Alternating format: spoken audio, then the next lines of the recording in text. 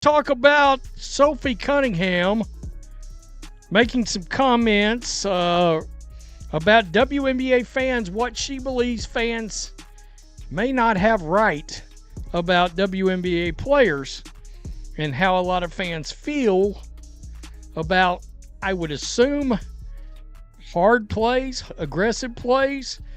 I'm not quite sure. The WNBA thought it was untouchable. It assumed its brightest star was firmly in its corner, but then the numbers hit, delivered by a true legend, shattering that illusion. Caitlin Clark's departure is no longer a distant what if, it's a looming financial certainty. The evidence is clear. The message has been written in plain sight. Loyalty doesn't drive this league anymore. Massive money does, and that money could completely redefine the landscape of women's basketball. One superstar's next move is now unmistakably beyond the WNBA's reach. Sophie Cunningham's recent controversial remarks only amplify the storm, stirring already tense waters and fueling speculation. The result? Key players may start eyeing the exit more seriously than ever.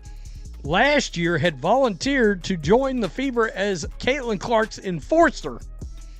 And that's Angel McCoughtry. She played in the league forever. She's 39 years old now. And really good player. I mean, a 6-time All-Star, 2-time scoring champ, averaged 18.6 points a game in her career. And she makes some comments about Project B that's very interesting. And I think she's saying the quiet part out loud, that some players may forego the dub. The shockwave comes from a mysterious new force, Project B, set to upend the entire world of women's professional basketball. This isn't just another league, it's a financial earthquake, offering sums that dwarf anything the WNBA has ever put on the table. Say goodbye to slow raises and long contract negotiations. Project B is swinging for the stars, ready to attract top-tier talent with wealth that seems almost unimaginable. Its arrival could spark a mass exodus, with players chasing life-changing opportunities. And it all starts with the league's most marketable stars. WNBA, not unrivaled, the W, in order to play in this new league. She also squashes the myth about, players have talked about, oh, I want to be able to stay in the States, I don't want to go overseas, blah, blah, blah. She says that's kind of BS. That sounds like a negotiating tactic is what it is. So, Sophie Cunningham, let's check this out. I'm not just speaking for myself. I think I'm speaking on behalf of probably the whole league, that when people see us competing and trying to fight to do anything it takes to win, because this is a hard league. Former WNBA All-Star and bona fide legend Angel McCoughtry didn't just drop hints. She laid the facts bare with unflinching honesty. Her perspective hits hard, exposing the harsh financial realities that players face when deciding where to play. McCoughtry, who even volunteered to act as Caitlin Clark's enforcer last season, speaks from firsthand experience, having witnessed the league's economic limits throughout her illustrious career. She lifts the veil, revealing the stark gap between current salaries and the life-changing opportunities now being dangled in front of these athletes. Cunningham, let's check this out. I'm not just speaking for myself. I think I'm speaking on behalf of probably the whole league, that when people see us competing and trying to fight to do anything it takes to win, because this is a hard league, that they automatically think that's what you're like off the court. People need to get to know us players more, and I think if they do, they fall in love with us. And so not judging the competitive side of us compared to our off court. Just wondering, do fans do that? Because I don't. I never one time have I seen somebody's play and been like, oh, they must be real nasty off the court. The pay gap is nothing short of staggering. Take the WNBA's max contract, around $90,000 for top-tier talent, a number that barely makes a dent in professional sports. Now compare that to Project B's proposed minimum salary, an eye-popping $2 million. This isn't just a raise, it's a financial leap of nearly 22 times, even for a bench player. That single comparison lays bare the WNBA's inability to compete, turning any notion of loyalty into a risky gamble for players with careers that are far too short to leave money on the table. What else does the player got going on off the court? Do they take basketball seriously, or do they want to be a celebrity influencer? Well, you know what I'm talking about, right? So, I thought that was interesting and that you guys would want to see that. Let's go over here. This is the Good Follow podcast.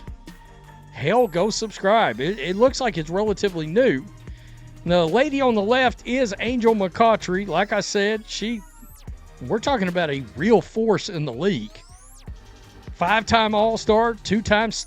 But the financial appeal doesn't end with salaries. Project B is raising the stakes with something virtually unheard of in established leagues. Equity. Players aren't just collecting a paycheck, they're being offered a stake in the league itself. This is a chance to own a piece of something that could skyrocket in value. By turning athletes into stakeholders, their long-term financial success becomes directly tied to the league's growth. For players chasing generational wealth, this is a game-changing opportunity that far surpasses anything traditional WNBA contracts can offer.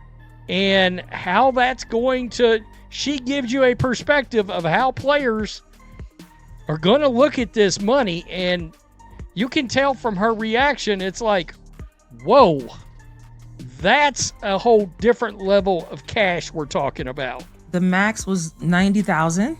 I mean, even just say, like, you haven't been playing the league for what, 1-2 years or something? Yeah. Yeah, that's fine. Let's just even talk now. You're a current. Okay, I'm a current player. These players are making max $250. Now I'm making $250, then $90. And let's see, $5 million, $2 million. I mean, guys, you do the math. Who's going to turn that down? Then I'll have a chance to have equity in this. McCoughtry didn't hold back, asking the question everyone's thinking. If you can earn $5 million, why risk your body in the WNBA? This isn't just talk, it's a direct challenge to the league's entire value proposition. Why grind through a punishing schedule?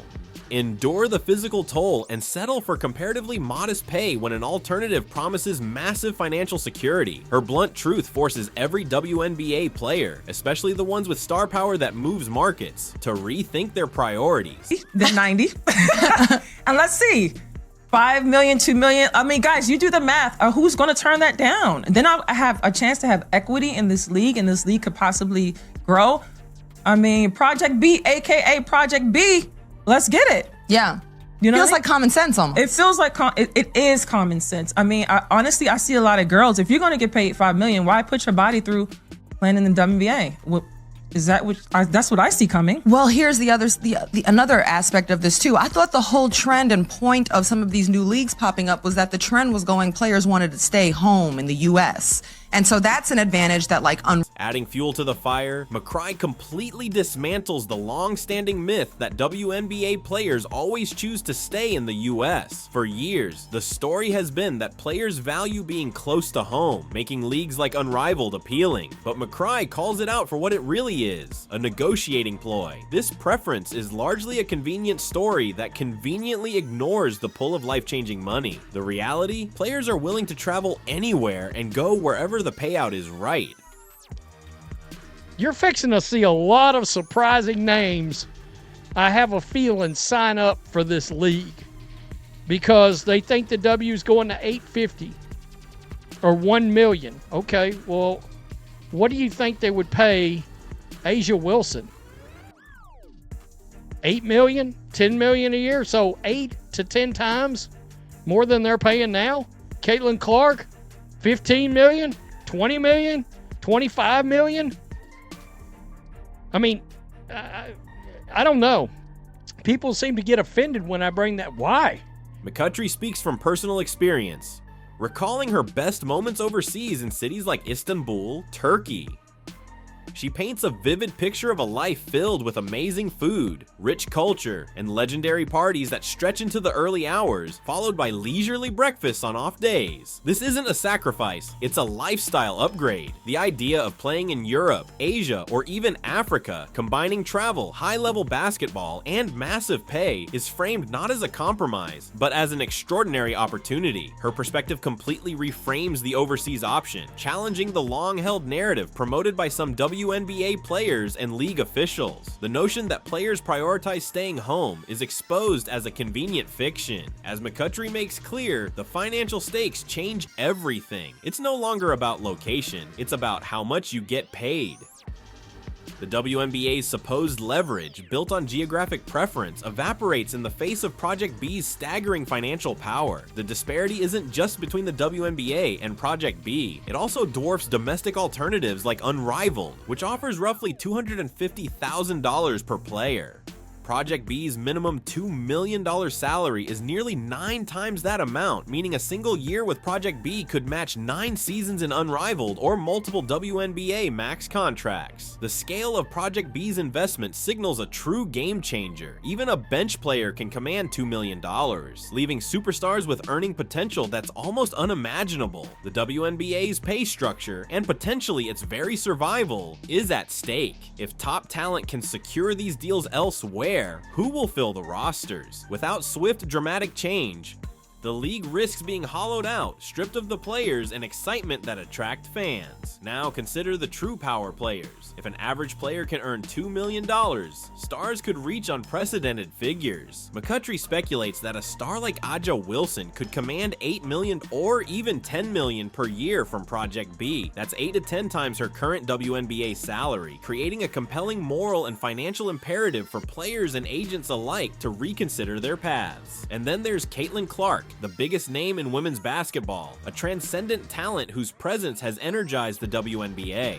McCutchery's projections for Clark are staggering. 15 million, 20 million, even 25 million per year. These numbers aren't just money, they're transformative. They could redefine her life, her legacy, and far surpass anything the WNBA in its current state could ever offer. Her departure would be a devastating blow to the league. To put Clark's potential Project B earnings into perspective, consider her massive Nike deal. Even a conservative $20 million annual offer from Project B would allow her to earn twice her projected Nike income in just 3 years instead of 8. This level of financial security, earned solely from playing basketball, is unprecedented and irresistible. It underscores the WNBA's central problem. The league cannot compete financially with these opportunities, leaving its most valuable assets with no reason not to explore options beyond its borders. The argument that players should stay in the US, championed by stars like Nafisa Keir and Brianna Stewart for Unrivaled, is revealed as little more than a smokescreen. McCutchery's candid remarks confirm what many have long suspected. It's not about staying home, it's about the money. The idea that players would willingly give up millions to play domestically when lucrative and enjoyable overseas opportunities exist is now exposed as a false narrative. It's a convenient story crafted to mask the underlying financial shortcomings of the domestic league. On top of this brewing financial storm, another controversy adds to the WNBA's challenges. Sophie Cunningham sparked backlash with her comments about fans, suggesting they unfairly judge players based solely on aggressive on-court behavior, failing to recognize their off-court personalities. While she aimed to encourage understanding, her tone and implied criticism of the fan base ignited significant pushback. Cunningham's argument hinges on a key distinction. Intensity on the court isn't the same as unsportsmanlike behavior. True dirty play does reflect poorly on a player's character, but mere competitiveness shouldn't. However, her blanket statements risked alienating fans already skeptical of the league, adding friction at a time when the WNBA can least afford it. The heart of the controversy lies in this fine line: aggressive defense and hustle versus genuinely dirty play. While Cunningham believes fans misread intensity, many spectators are quick to spot actual misconduct. By downplaying these concerns, her remarks risk brushing aside legitimate fan frustrations rather than bridging the gap between players and the audience that keeps the league alive.